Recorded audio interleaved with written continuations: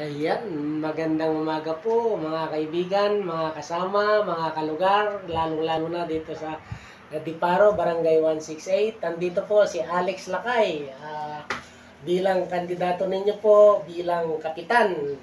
So, nandito po ako ngayon sa isang kwarto na dito ay prinoproseso ang aking mga pulyetos, materyales. Ayan po yung tarpaulin, dalawang mukha po yan.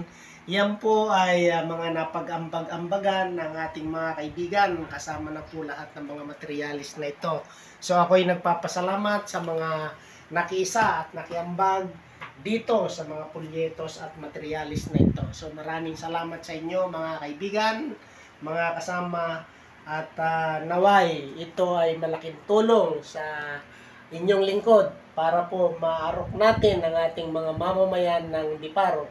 At makadaupang palad natin isa-isa na mabigyan ng pulyetos na ito para makilatis po ng tuluyan ng inyong lingkod. Ayan.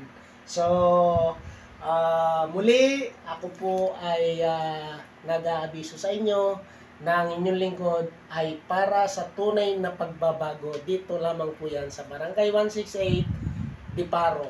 At sa mga nakatira po rito at mga butante, naway malaya rin po kayong kumilatis at mamili ng inyong mga iluluklok na barangay kapitan, kagawad, SK at SK kagawad. Nang sa gayon ay maayos na maiparating ang lahat ng mga programa na ninanais ninyong matamasa dito po sa ating barangay. So yun lamang po.